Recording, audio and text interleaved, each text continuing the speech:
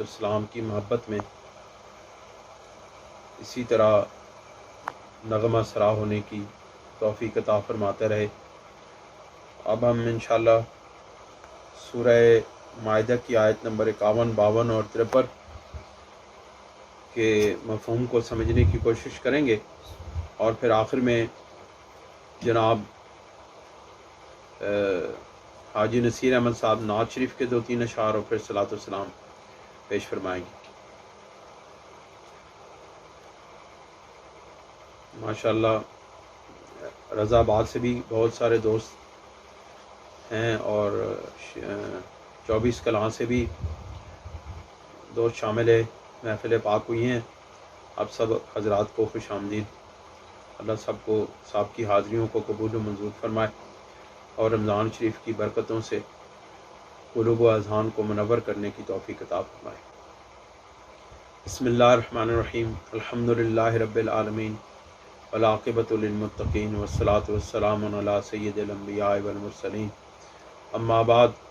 فاعوذ باللہ من الشیطان الرجیم، بسم اللہ الرحمن الرحیم۔ یا ایھا الذین آمنوا لا تتخذوا الیہود والنصارى اولیاء بعضهم اولیاء بعض ومن یتولہم منکم فانہ منہم ان اللہ لا یہدی القوم الظالمین۔ اللہ کریم ارشاد فرماتے ہیں، اے ایمان والوں کو مخاطب کرتے ہوئے ارشاد فرماتے ہیں کہ اے ایمان والو، یہود اور نصارہ کو اپنا دوست نہ بناؤ، یعنی یہود و نصارہ کے ساتھ اپنے قلبی دوستی اور قلبی تعلق قائم نہ کرو۔ یہود اور نصارہ کے ساتھ ایسا تعلق نہ بناؤ کہ جس کی بنیاد اعتماد پر ہو۔ یہ تمام باتیں، یہ جو 2-3 مفہوم میں نے آپ کے سامنے عرض کیے ہیں، یہ اسی آیت کے مفہوم کے ساتھ جڑے ہوئے ہیں۔ اللہ کریم امت مسلمہ کو ایک ملت واحدہ بنانا چاہتا ہے، اور اللہ کریم نے امت مسلمہ کو ایک الگ ملت کی بنیاد کے اوپر استوار کیا ہے۔ میں عرض کر رہا تھا کہ میرے آقا حضور علیہ الصلوۃ والسلام پر نازل ہونے والی وحی میں حضور علیہ الصلوۃ والسلام کے اوپر ایمان لانے والوں کو، آپ کے غلاموں کو اللہ کریم ارشاد فرماتے ہیں، خبردار کر رہے ہیں کہ یہود اور نصارہ پر کبھی اعتماد نہ کیجیے گا۔ یہود اور نصارہ تمہارے کبھی دوست نہیں ہو سکتے، اور یہود اور نصارہ کو اپنا قلبی دوست مت بنائیے گا۔ اس کی وجہ بیان کی، وجہ یہ ہے کہ بعضهم اولیاء بعض، کہ یہ جو یہودی اور نصارہ ہیں یہ ایک دوسرے کے دوست ہیں، یعنی یہ آپ کے کبھی دوست نہیں ہو سکتے، آپ کے غمخوار نہیں ہو سکتے، آپ کے کبھی بھی یہ خیر خواہ نہیں ہو سکتے۔ یہ اگر خیر خواہی کریں گے، یہ اگر بھلا چاہیں گے تو ایک دوسرے کا ہی بھلا چاہیں گے۔ اے مسلمانوں، اے مومنوں، تمہارا یہ کبھی بھی بھلا نہیں چاہتے ہیں۔ پھر خبردار کرتے ہوئے یہ فرمایا کہ وَمَن يَتَوَلَّهُم مِّنكُمْ فَإِنَّهُ مِنْهُمْ، اور جو ان کے ساتھ قلبی دوستی کرے گا، جو ان کی طرف جائے گا، جو ان کے اندر، ان کی صفوں کے اندر گھسنے کی کوشش کرے گا، وہ انہی میں سے ہوگا۔ اور اسی طرح سرکار دو جہاں صلی اللہ علیہ وسلم نے ارشاد فرمایا، انہی شاعر کو، جو کفار کے شاعر ہیں، جو یہودیوں اور نصارہ کے شاعر ہیں، انہی شاعر سے بچنے، یعنی ان کے طرز زندگی کو اپنانے سے منع کرنے کے لیے حضور علیہ الصلوۃ والسلام نے یہ ارشاد فرمایا کہ من تشبہ بقوم فہو منہم، کہ جو بھی کسی قوم کی، جو کسی گروہ کی، جو کسی ملت کی پیروی کرتا ہے، یا ان کی طرز زندگی کو اپناتا ہے، ان کی معاشرت کو اپناتا ہے، ان جیسا لباس اختیار کرتا ہے، ان جیسا طرز زندگی اختیار کرتا ہے، تو وہ انہی میں سے ہوگا، اسی قوم میں سے ہوگا۔ اسی چیز کو اللہ تعالیٰ نے فرمایا وَمَن يَتَوَلَّهُم مِّنكُمْ فَإِنَّهُ مِنْهُمْ، اور پھر اور جو تم میں سے ان کے ساتھ دوستی کرے گا، اور تم میں سے جو ان کا دوست ہوگا، وہ حقیقت میں انہی کے میں سے ہے۔ یعنی اگرچہ وہ کلمہ پڑھتا ہو، اگرچہ وہ نمازیں پڑھتا ہو، اگرچہ وہ سجدے کرتا ہو، اگرچہ وہ روزے رکھتا ہو، لیکن اس کا جو تعلق قلبی ہے، اس کے جو دوستی ہے وہ غیر مسلموں کے ساتھ ہو، تو یہ اللہ کریم فرماتے ہیں کہ پھر وہ ان میں سے ہی ہوگا، انہی میں سے ہوگا۔ اب یہاں پر میں آپ کو یہ بات عرض کرنا چاہتا ہوں کہ ہمارے معاشرے کے اندر یہود اور نصارہ موجود ہیں، یہودی بہت کم ہیں، نصارہ بہت زیادہ ہیں۔ نصارہ کے ساتھ آپ کا تعلق زندگی میں اگر کہیں آپ کے ساتھ کوئی تعلق قائم ہو، یعنی کہ آپ ایک گاؤں میں رہتے ہیں، تو اس گاؤں میں آپ ان کے ساتھ اتنا تعلق قائم کر سکتے ہیں، اتنا تعلق رکھ سکتے ہیں کہ جتنا انسانیت کے ساتھ ہوتا ہے، بطور انسان، کہ وہ اللہ تعالیٰ کی مخلوق ہیں، ان کو اللہ تعالیٰ کی مخلوق سمجھتے ہوئے ان کے ساتھ اگر آپ کوئی مربت کرتے ہیں یا ان کے کسی کام آتے ہیں یا ان کی کوئی تکلیف دور کرتے ہیں تو اس میں کوئی حرج نہیں ہے، لیکن ان کو اپنا رازدار بنانا اور اپنے گھریلو معاملات کے اندر دخیل کرنا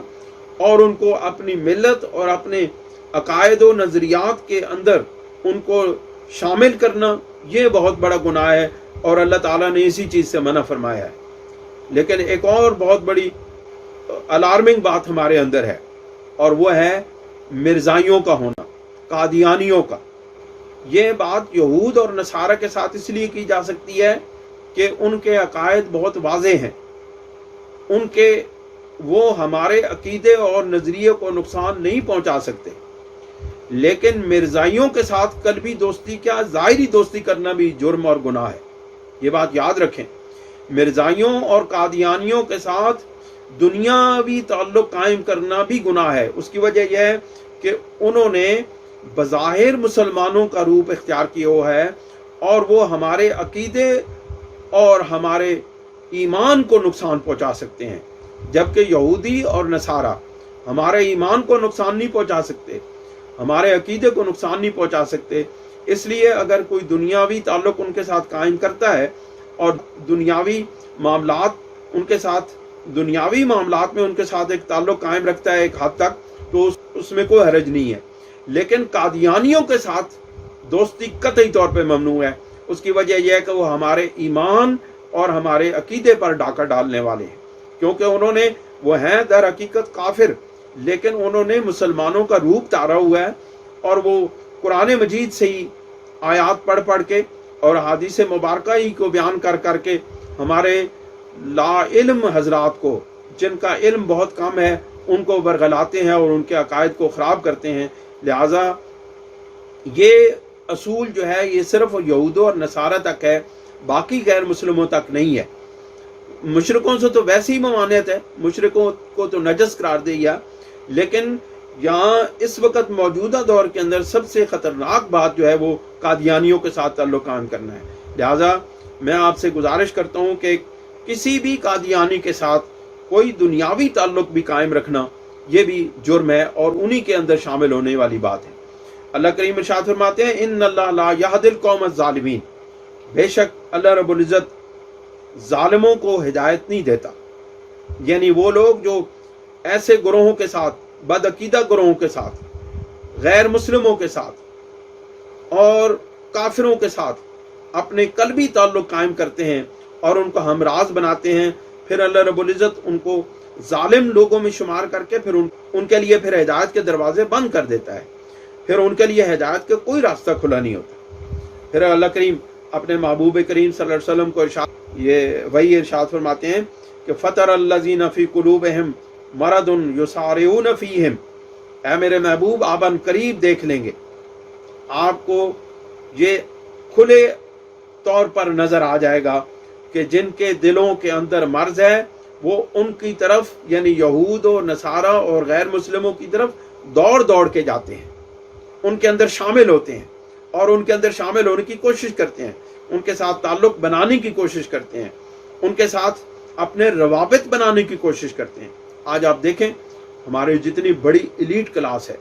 یعنی کہ جو بڑے سرمایہ دار اور بڑے وڈیرے دنیاوی اعتبار سے ہیں، وہ دیکھیں وہ کس طرح دوڑ دوڑ کے غیر مسلموں کے ساتھ اپنا تعلق بناتے ہیں اور اپنا فخر سمجھتے ہیں۔ جو وہ کسی غیر مسلم کے ساتھ اپنا تعلق بنا لیتے ہیں تو وہ اس کے اوپر فخر کرتے ہیں، حالانکہ فخر جو ہے وہ کسی مومن اور مسلمان کے ساتھ تعلق بنانے میں ہے، فخر اہل ایمان کے ساتھ تعلق بنانے میں ہے۔ فرماتے ہیں یقولون نخشى ان تصیبنا دائرۃ، اور اس کی وجہ یہ بیان کرتے ہیں، وہ ان کفار اور غیر مسلموں کے ساتھ تعلق بناتے ہوئے یہ وجہ بیان کرتے ہیں کہ وہ کہتے ہیں کہ ہمیں کسی مصیبت میں پڑ جانے کا خوف ہے، یعنی ہمارے اوپر اگر کوئی مصیبت آ جائے گی تو ہم پھر انہی کے پاس جائیں گے اور ان سے مدد طلب کریں گے اور دنیاوی معاملات ان سے حل کرائیں گے، چونکہ یہ ہمیشہ سرور دو عالم صلی اللہ علیہ وسلم کے دور سے ہی یہ بڑے طاقتور، متمول اور پیسوں والے لوگ رہے ہیں۔ تو جو منافق لوگ تھے یا جو مسلمانوں کے اندر جو منافق چھپے ہوئے تھے، وہ کہتے تھے کہ ہم ان لوگوں سے،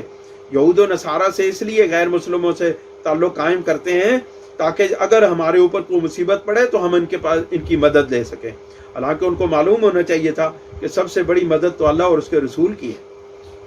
اللہ اور اس کے محبوب صلی اللہ علیہ وسلم سے بڑھ کر اور کس کی مدد ہو سکتی ہے۔ فَعَسَى اللَّهُ أَن يَأْتِيَ بِالْفَتْحِ أَوْ أَمْرٍ مِّنْ عِندِهِ فَيُصْبِحُوا عَلَىٰ مَا أَسَرُّوا فِي أَنفُسِهِمْ نَادِمِينَ۔ پھر اللہ رب العزت فرماتے ہیں کہ ان کے یہ خیالات بہت غلط خیالات ہیں۔ ان قریب اللہ رب العزت دو باتوں میں سے کرے گا کہ یا تو اہل ایمان کو فتح عطا فرما دے گا اور وہ ان یہود و نصارہ پر غالب آ جائیں گے اور اہل ایمان کو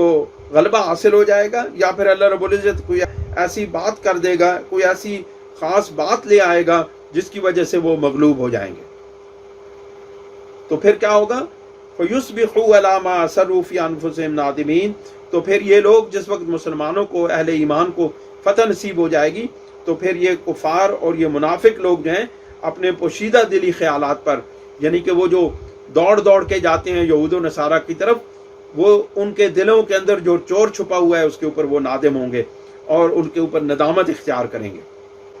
اگلی آیت میں، آیت نمبر 53 میں اللہ کریم ارشاد فرماتے ہیں وَيَقُولُ الَّذِينَ آمَنُوا